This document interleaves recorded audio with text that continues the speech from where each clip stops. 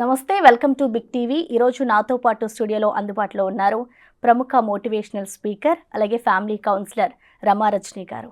నమస్తే అండి. నమస్తే అమ్మా. రీసెంట్గా మనకి వైజాగ్లో ఒక ఘటన జరిగింది. ఇది వైఫ్కి వయాగ్రా ట్యాబ్లెట్ ఇచ్చి నాతో పాటు సెక్స్ చేయాలి అని చెప్పేసి చాలా హింసించాడు. అమ్మాయి సూసైడ్ కూడా చేసేసుకుంది, అయిపోయింది. మరి ఎందుకు అంటే వాళ్ళిద్దరి మధ్య, వైఫ్ అండ్ హస్బెండ్ మధ్య ఎందుకు ఆ విషయంలో కూడా ఇది ఒక పెద్ద ఇష్యూలా చేస్తున్నారు అనుకోవచ్చు? ఇది కంప్లీట్గా డిఫరెంట్ ఇష్యూ. ఇది సంసారానికి సంబంధించింది కాదు. సంసారం అంటే ఇంట్లో అనేకమైన విషయాలని కలిపితే సంసారం అంటారు. అతను సపరేట్ విషయం మీద అట్లా ఉన్నాడు. అది ఏంటంటే మనిషికి కోరికలు తీవ్రస్థాయికి వెళ్తే, అంటే కొంతమందికి ఏదన్నా ఒక పదార్థం ఉంది, తిన్నాము, ఇంత తిన్నాము, అంత తిన్నాము, ఇవాళ తిన్నాము, రేపు తిన్నాము, నెల రోజులు తిన్నాము, తృప్తి తీరదు. వాళ్ళకి సాటిస్ఫాక్షన్ ఉండదు. ఏదైనా సరే, ఒక పని పట్ల కానీ ఏదైనా. దానివల్ల ఏమవుతుందంటే వాళ్ళకి ఒక సైకిక్ మెంటాలిటీ వచ్చేస్తుంది, కోపం వస్తూ ఉంటుంది, టాలరెన్స్ ఉండదు.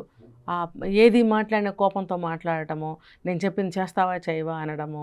అంటే కోపం తారాస్థాయికి చేరుకుంటే ఉన్మాదులే అవుతారు. ఇప్పుడు అతను చేరుకున్న స్థితి కూడా అదే. దానివల్ల అతని కోరికలు తారాస్థాయికి అందుకొని, అంటే అతని బిఫోర్ మ్యారేజ్ మనకి ఏమి అతని గురించి మనకు తెలియలేదు, ఈ కేసు దగ్గర నుంచే మనకు తెలుసు కాబట్టి ఇట్లా మాట్లాడుకోవాల్సి వస్తుంది. అతను ఏంటంటే విపరీతమైన సాడిస్ట్ మెంటాలిటీ, సైకిక్ మెంటాలిటీ.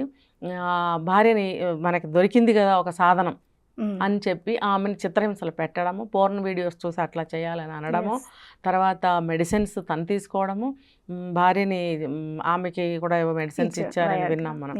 ఇలా చేయడం వల్ల ఏమవుతుందంటే ఆ అవతల వ్యక్తి ఏదైనా సరే, ఆ విషయం కాదు, ఏదైనా సరే ఎందుకు టాలరేట్ చేయాలి, ఎందుకు నేను భరించాలి, అసలు నేనెందుకు సర్దుకుపోవాలి, నీకున్న రోగము నేనెందుకు భరించాలి? ఇప్పుడు అతనికి ఆ కోరిక కానీ అతని యొక్క మెంటాలిటీ కానీ రెండో వ్యక్తి ఎందుకు మామూలు విషయం కాదు అది. అవును. అయితే ఆ అమ్మాయి చేసిన తప్పు ఏంటంటే ఎవరికి చెప్పకపోవడం. భరించింది, ఏదో వాళ్ళ అక్కకి చెప్పింది.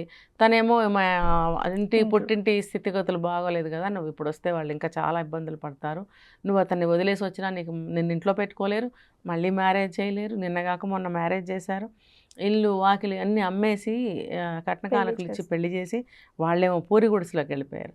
ఈ స్థితిలో నువ్వు మళ్ళీ ఇంటికి వస్తే ఇంటి స్థితి ఎలా ఉంటుంది, వాళ్ళు నిన్ను ఎలాగా పెట్టుకుని చూసుకోగలరు అని ఒక ఆడపిల్లగా, ఒక తల్లిగా, ఒక పెద్ద కూతురుగా తనకి తోచినదేదో చెప్పింది.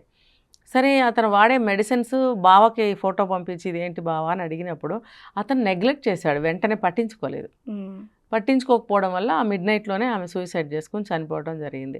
అయితే ఇలాంటి మెంటాలిటీ ఉన్న వాళ్ళని డే 1లో కనిపెట్టలేకపోతే కొద్ది రోజులు గడిచిన తర్వాత అయినా సరే ఎదిరించగలగాలి. ఇప్పుడు బయటకు వచ్చి చెప్పగలగాలి. ఇది సిగ్గుపడి ఆమె లోపల ఉండిపోయింది, పర్యవసానాలు ఇంత తీవ్రంగా ఉన్నాయి. ఆ వయాగ్రా ట్యాబ్లెట్స్ ఆ ఫోటో తీసి వాళ్ళ బావగారికి పంపినప్పుడు ఆయన ఏం పట్టించుకున్నాడు?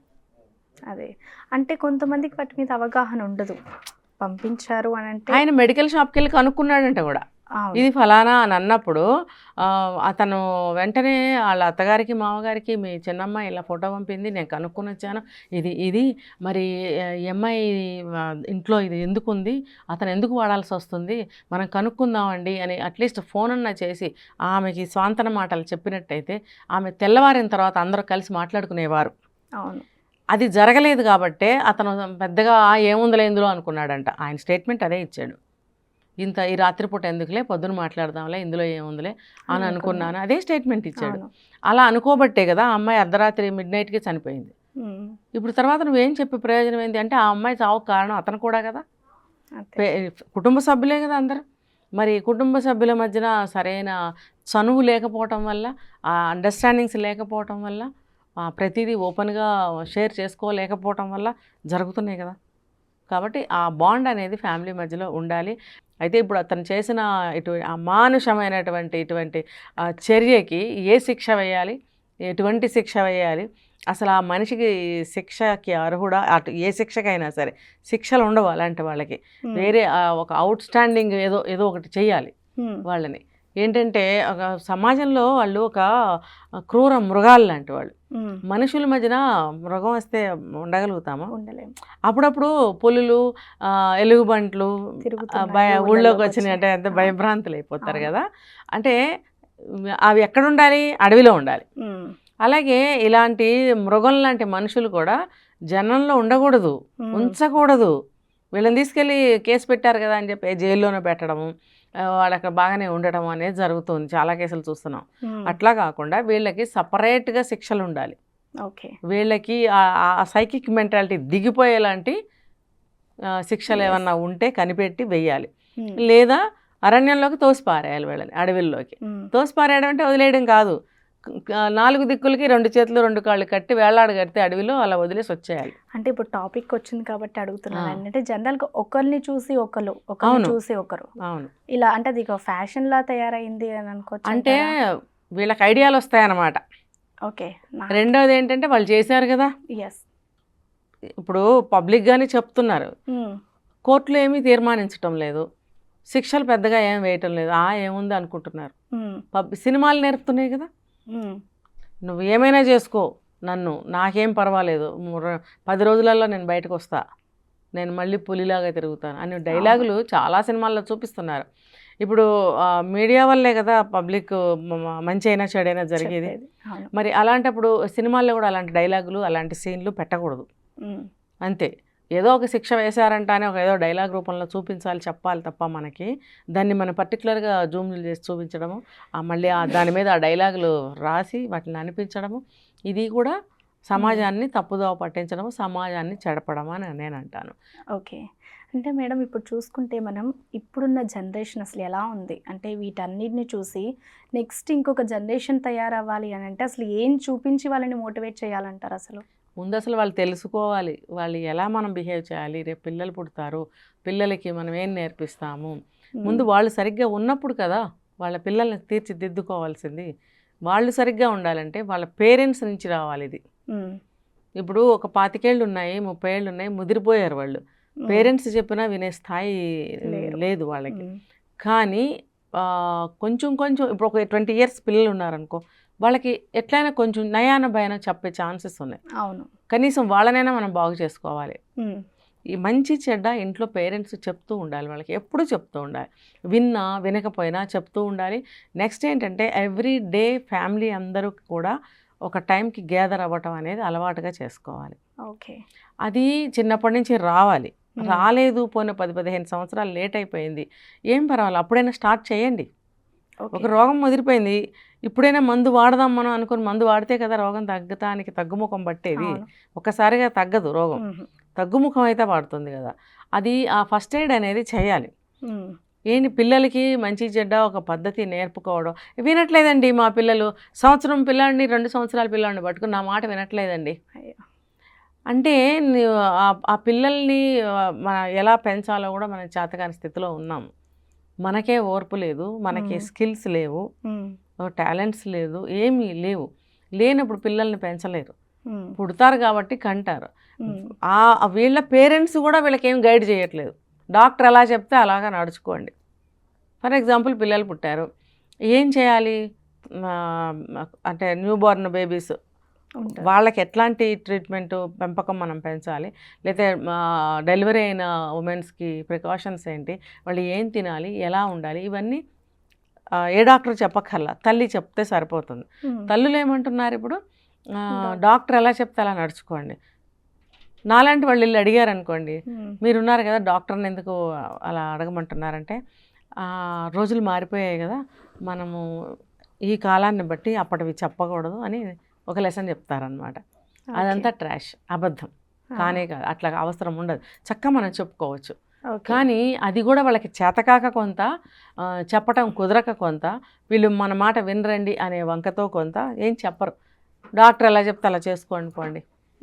ఎందుకంటే కొంచెం నిజం కూడా ఉంది అందులో. పిల్లలు మాట వినకపోతే విసిగిపోయి తల్లిదండ్రులు కూడా వదిలేస్తారు. అవును. కానీ అది మానైన తర్వాత వంగదు. మొక్కలో ఉండంగానే వాళ్ళని మౌల్డ్ చేసి అన్నీ నేర్పుకునే ప్రయత్నం చేయాలి. ఇప్పుడు ఈ జనరేషన్లో మనం పడ్డాం కాబట్టి బాధలు, మన పిల్లల్ని సరిగ్గా పెంచుకోవాలనే జ్ఞానం ఇప్పుడైనా రావాలి. అవును. అట్లీస్ట్ ఇప్పుడు పుట్టిన పిల్లలకి మంచి చెడ్డ నేర్పుకోవడము, మంచి అలవాట్లు చేయడము, పిల్లలతో కూర్చొని మనం గ్యాదరింగ్స్ కూర్చొని మాట్లాడుకోవడము, స్కూల్ నుంచి రాగానే ఈవినింగ్ అందరూ కలిసి కాసేపు కూర్చొని ఆ రోజంతా జరిగినవి ఆఫీసులో కానీ స్కూల్లో కానీ అందరం చర్చించుకుంటే చిన్న పిల్లల్ని కూడా మనం అడగచ్చు, నాకు ఈ సమస్య వచ్చింది, ఉట్టిదే వాళ్ళు ఏం చెప్పలేకపోయినా వాళ్ళకి అలవాటు చేయటం కోసం, నాకు ఇలా సమస్య వచ్చింది, ఒక అమ్మాయి నన్ను ఇలా అంది ఆఫీస్లో, నాన్న ఏం చేయొచ్చు అంటే పక్కదారి పట్టకుండా వాళ్ళ బ్రెయిన్ ఫ్యామిలీ వైపు ఉంటుంది. ఓకే, ఉన్నప్పుడు అందరూ కలిసి మాట్లాడుకుంటున్నప్పుడు, అరే మన ఇంటికి ఇంత సమస్య వచ్చింది, అమ్మ బాధపడుతుంది, నాన్న బాధపడుతున్నారు, పైగా నన్ను అడిగారని ఒక పెద్దరకం మీద వేసుకొని చక్కగా ఆలోచించగలుగుతారు చిన్న చిన్న బుర్రలతోటి. కొంతమంది చిన్న వయసులోనే మంచిగా ఆలోచిస్తారు, చక్కగా ఏదైనా అడిగితే చెప్పగలుగుతారు. అవును, అంటే పెద్ద పెద్ద వ్యవహారాల్లో వాళ్ళు ఇచ్చిన సలహాలు డెసిషన్స్ పనికిరాకపోయినా చిన్న చిన్న విషయాల్లో చక్కగా సూక్ష్మంగా చెప్తారు వాళ్ళు. ఓకే, అది ఎవరైనా టెస్ట్ చేసుకున్నారో లేదో నాకు తెలియదు కానీ చేసుకుని చూడాలి. అవును, అప్పుడు వాళ్ళలో కూడా చాలా టాలెంట్స్ ఉంటాయి, తర్వాత తెలివితేటలు ఉంటాయి.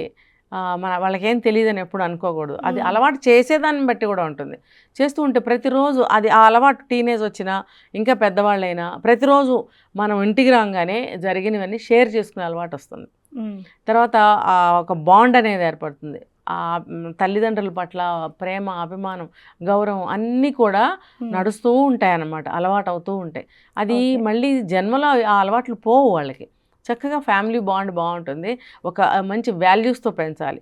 ఏదో కూర్చున్నాం సొల్లు కబుర్లు ఆడుకున్నాం కాదు, అలా కూర్చున్నప్పుడు వీటితో పాటు మంచి మంచి విషయాలు వాళ్ళకి ఇంట్రడ్యూస్ చేయాలి.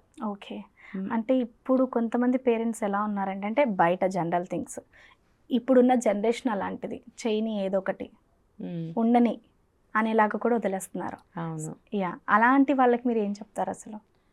పేరెంట్స్గా పిల్లలకా? పిల్లలకి పేరెంట్స్కి, అంటే ఒకరికి చెప్పినా ఇద్దరికి యూజ్ అవుతుంది, ఇద్దరికి చెప్తే ఇంకా మంచిది. ఇక్కడ పిల్లలకి చెప్పేది ఏమీ లేదమ్మా, పేరెంట్స్కే చెప్పాలి. ఓకే, ఇప్పుడు పిల్లలు ఎంత వయసు వచ్చినా తప్పు చేస్తున్నారు అని అంటే బేసే బాగలేదు అక్కడ. మొక్కలుగా ఉన్నప్పుడే మీరు ఏం చేయలేకపోయారంటే, ఇప్పుడు పెద్ద అయిన తర్వాత పిల్లలు ఆ తప్పు ఎవరిది అంటే నేను పేరెంట్స్దే అంటాను.